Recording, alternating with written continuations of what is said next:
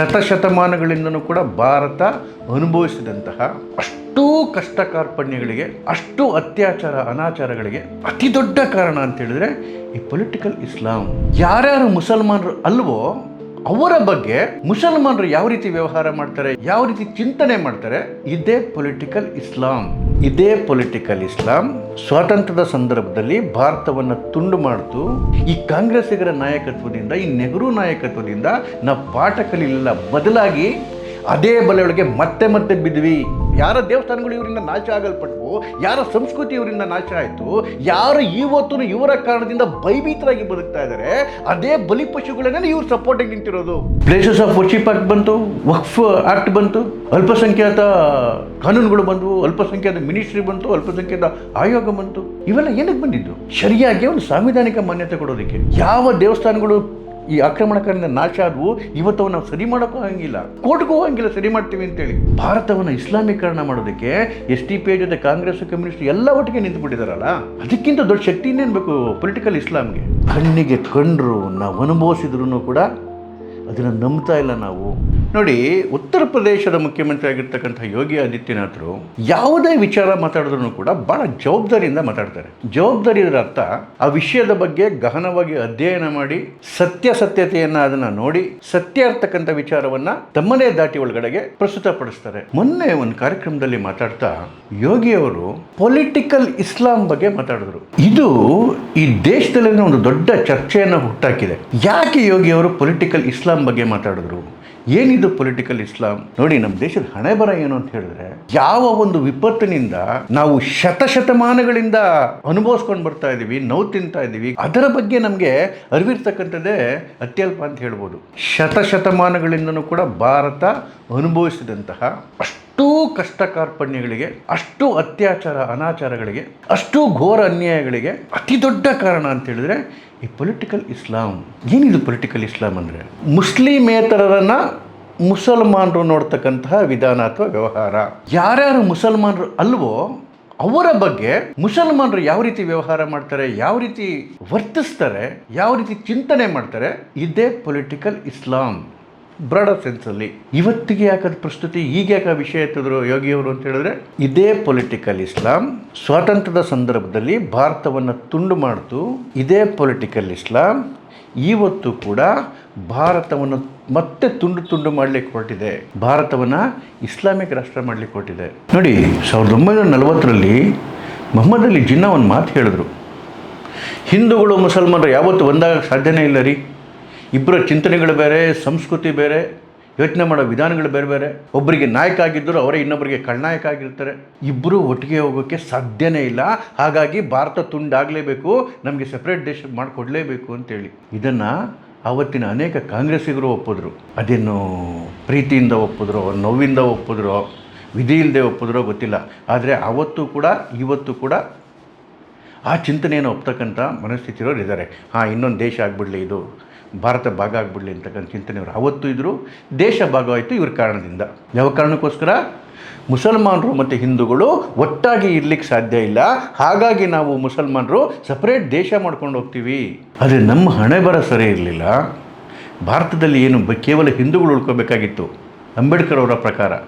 ಅಂಬೇಡ್ಕರ್ ಹೇಳಿದ್ರು, ಇಡೀ ದೇಶ ಭಾಗ ಆಗ್ತಿರೋದನ್ನೇ ಧರ್ಮದ ಆಧಾರದ ಮೇಲೆ, ಹಾಗಾಗಿ ಇಲ್ಲಿ ಯಾರೂ ಮುಸಲ್ಮಾನ್ ಇರಬಾರ್ದು, ಎಲ್ಲ ಅಲ್ಲಿಗೆ ಹೊರಟೋಗ್ಬಿಡ್ಬೇಕು, ಅಲ್ಲಿರ್ತಕ್ಕಂಥ ಅಷ್ಟು ಹಿಂದೂಗಳು ಇಲ್ಲಿಗೆ ಬಂದ್ಬಿಡ್ಬೇಕು ಅಂತ ಹೇಳಿ.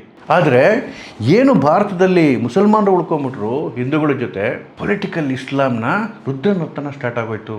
ನೋಡಿ, VS ನೈಪಾಲ್ ಅವರು ನೊಬೆಲ್ ಪ್ರಶಸ್ತಿ ಗೆದ್ದಿರ್ತಕ್ಕಂತಹ ಲೇಖಕರು, ಅವ್ರದ್ದೊಂದು ಪುಸ್ತಕ ಬಂತು 1977ನಲ್ಲಿ, ಎ ವುಂಡೆಡ್ ಸಿವಿಲೈಸೇಷನ್ ಅಂತ ಹೇಳಿ. ಅವರೊಂದು ಮಾತು ಹೇಳ್ತಾರೆ, ಜಗತ್ತಿನಲ್ಲಿ ಭಾರತ ಒಂದೇ ಯಾವುದು ತಮಗಾಗಿರ್ತಕ್ಕಂಥ ಗಾಯಗಳಿಂದ ಪಾಠ ಕಲಿದೇ ಇರ್ತಕ್ಕಂಥದ್ದು. ಯಾವ ಇಸ್ಲಾಮಿ ಆಕ್ರಮಣಕಾರರಿಂದ ಭಾರತಕ್ಕೆ ಮಾಸದ ಗಾಯ ಆಯಿತು, ಏನು ಇಲ್ಲಿನ ಸಂಸ್ಕೃತಿಯನ್ನು ನಾಶ ಮಾಡಿದ್ರು, ಇಲ್ಲಿನ ಹೆಣ್ಮಕ್ಳನ್ನ ಅತ್ಯಾಚಾರ ಮಾಡಿದ್ರು, ಇಲ್ಲಿನ ಹಿಂದೂಗಳ ಕಗ್ಗೊಲೆ ಆಗೋಯ್ತು ಮತದ ಕಾರಣಕ್ಕೋಸ್ಕರ, ಮಂದಿರಗಳು ನಾಶ ಆದವು. ಆ ಗಾಯವನ್ನು ಇವತ್ತು ಕೂಡ ಅನುಭವಿಸ್ತಾ ಇದ್ದಾರೆ ಭಾರತೀಯರು. ಇಷ್ಟೆಲ್ಲ ಗಾಯಗಳಾಗಿ, ಇಷ್ಟೆಲ್ಲ ಘಾಸಿಯಾಗಿದ್ರು ಕೂಡ ಆ ಘಾಸಿಯಿಂದ, ಆ ಗಾಯಗಳಿಂದ ಪಾಠ ಕಲಿದೇ ಇರ್ತಕ್ಕಂತಹ ಏಕೈಕ ದೇಶ ಭಾರತ ಅಂತ ಹೇಳಿ ನೇಪಾಲ್ ಅವರು ಹೇಳಿದ್ರು. ಅಕ್ಷರಶಃ ಸತ್ಯ ರೀ. ಪಾಪ ಅಂಬೇಡ್ಕರ್ ಅವರು ಹೇಳಿದ್ನಲ್ಲ, 100 ಸರಿ ಹೇಳ್ಬಿಟ್ರು ಇದನ್ನು. ಅದೇ ನಮ್ಮವ್ರಿಗೆ ಅರ್ಥ ಆಗಲಿಲ್ಲ. ಅವರು 1946ರಲ್ಲಿ ಪಾರ್ಟಿಷನ್ ಆಫ್ ಇಂಡಿಯಾ ಅಂತ ಒಂದು ಪುಸ್ತಕ ಬರೆದು, ದಯಮಾಡಿ ಆ ಪುಸ್ತಕ ಓದಬೇಕು. ಅದರಲ್ಲಿ ಅವ್ರು ಹೇಳ್ತಾರೆ, ಈ ಮುಸ್ಲಿಂ ರಾಜನೀತಿ ಅಂತೇನಿದೆ ಅದು ನಿಜವಾಗ್ಲೂ ಮುಲ್ಲಾ ರಾಜನೀತಿ. ಅದು ಈ ಹಿಂದೂ ಮತ್ತು ಮುಸಲ್ಮಾನರಲ್ಲಿರ್ತಕ್ಕಂಥ ಏನು ಭೇದ ಇದೆ ಅದಕ್ಕೆ ಮಾನ್ಯತೆ ಕೊಡುತ್ತೆ. ಅವರಿಗೆ ಧರ್ಮನೇ ಅಂತಿಮ, ದೇಶ ಅಲ್ಲ.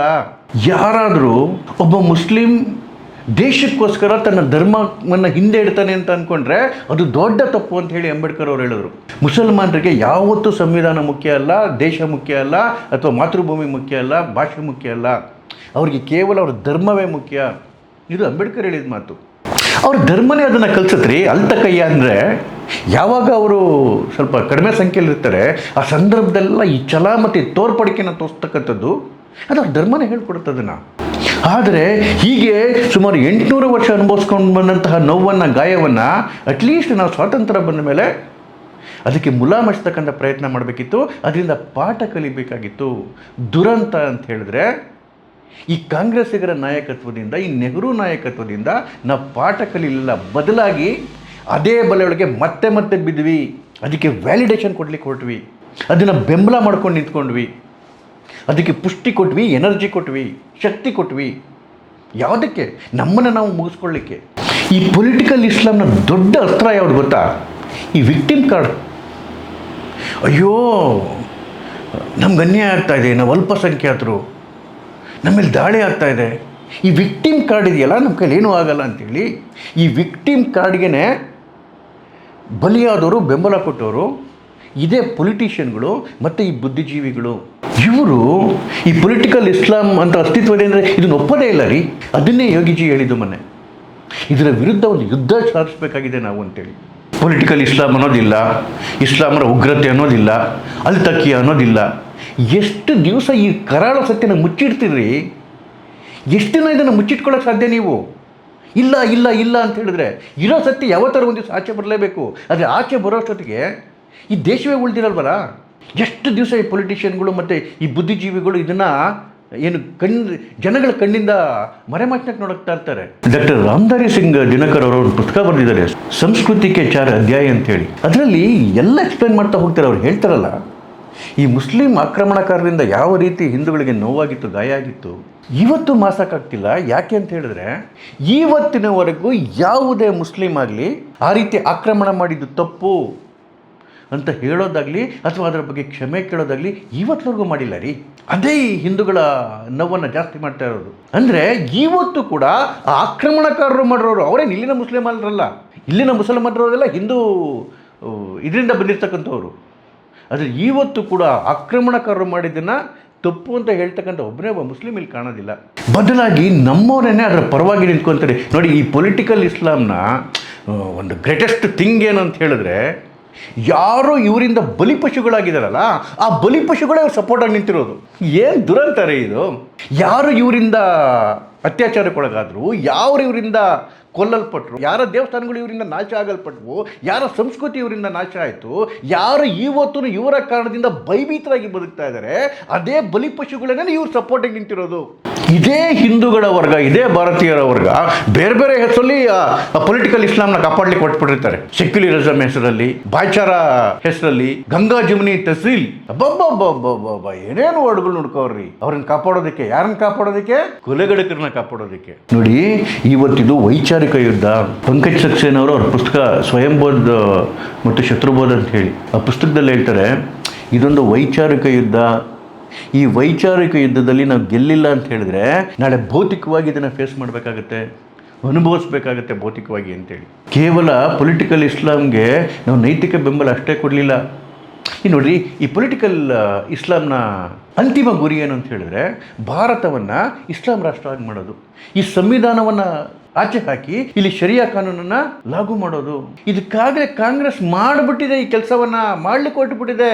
ಅದಕ್ಕೋಸ್ಕರನೇ ನಮ್ಮ ಸಂವಿಧಾನವನ್ನ ತಿರ್ತಕ್ಕಂಥ ಪ್ರಯತ್ನ, ಅದರೊಳಗಡೆಗೆ ಶರಿಯಾವನ್ನ ತುರ್ತಕ್ಕಂಥ ಪ್ರಯತ್ನಗಳು ನಡೆದೋಗಿದೆ. ಆಗ್ಲೇನೆ ಪ್ಲೇಸಸ್ ಆಫ್ ವರ್ಶಿಪ್ ಆಕ್ಟ್ ಬಂತು, ವಕ್ಫ್ ಆಕ್ಟ್ ಬಂತು, ಅಲ್ಪಸಂಖ್ಯಾತ ಕಾನೂನುಗಳು ಬಂದವು, ಅಲ್ಪಸಂಖ್ಯಾತ ಮಿನಿಸ್ಟ್ರಿ ಬಂತು, ಅಲ್ಪಸಂಖ್ಯಾತ ಆಯೋಗ ಬಂತು. ಇವೆಲ್ಲ ಏನಕ್ಕೆ ಬಂದಿದ್ದು? ಶರಿಯಾಗೆ ಒಂದು ಸಾಂವಿಧಾನಿಕ ಮಾನ್ಯತೆ ಕೊಡೋದಕ್ಕೆ. ಎಂತ ದುರಂತ ನೋಡ್ರಿ. ಯಾವ ಇಸ್ಲಾಂ ಆಕ್ರಮಣಕಾರರಿಂದ ನಮ್ಮ ದೇವಸ್ಥಾನಗಳ ನಾಶ ಆದವು, ಸ್ವಾತಂತ್ರ್ಯ ಬಂದ ಮೇಲೆ ನಾವು ಅದನ್ನು ಸರಿ ಮಾಡಬೇಕಿತ್ತು.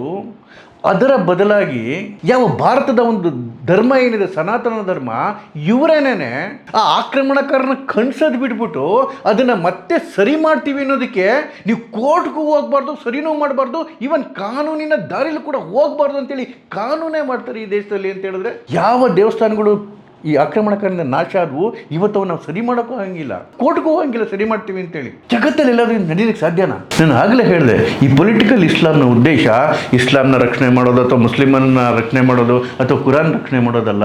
ಯಾರ್ಯಾರು ನಾನ್ ಮುಸ್ಲಿಮ್ಸ್ ಇರ್ತಾರೆ ಅವ್ರನ್ನೆಲ್ಲರನ್ನು ಮುಸ್ಲಿಮರ ಇದರೊಳಗಡೆಗೆ ತಗೊಂಬರ್ತಕ್ಕಂಥದ್ದು, ಭಾರತವನ್ನು ತುಂಡು ತುಂಡು ಮಾಡೋದು, ಇದಾಗಲೇ ನಡೀತಾ ಇದೆ ರೀ.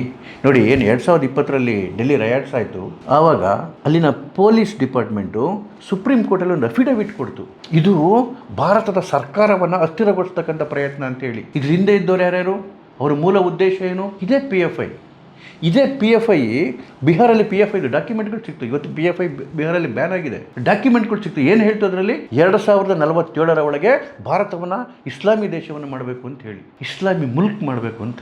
ಇದೇ PFIನ ರಾಜಕೀಯ ಅಂಗ SDPI. ಈ SDPI ಕಾಂಗ್ರೆಸ್ನ ಸಪೋರ್ಟ್ ಮಾಡುತ್ತೆ, ಕಾಂಗ್ರೆಸ್ SDPIನ ಸಪೋರ್ಟ್ ಮಾಡುತ್ತವೆ, ಇದೇ ಕಮ್ಯುನಿಸ್ಟ್ ಪಾರ್ಟಿಗಳು SDPIನ ಸಪೋರ್ಟ್ ಮಾಡುತ್ತೆ. ಅದರ ಅರ್ಥ ಏನು? ಭಾರತವನ್ನು ಇಸ್ಲಾಮೀಕರಣ ಮಾಡೋದಕ್ಕೆ SDPI ಜೊತೆ ಕಾಂಗ್ರೆಸ್, ಕಮ್ಯುನಿಸ್ಟ್ ಎಲ್ಲ ಒಟ್ಟಿಗೆ ನಿಂತು ಬಿಟ್ಟಿದಾರಲ್ಲ, ಅದಕ್ಕಿಂತ ದೊಡ್ಡ ಶಕ್ತಿ ಇನ್ನೇನು ಬೇಕು ಪೊಲಿಟಿಕಲ್ ಇಸ್ಲಾಂಗೆ?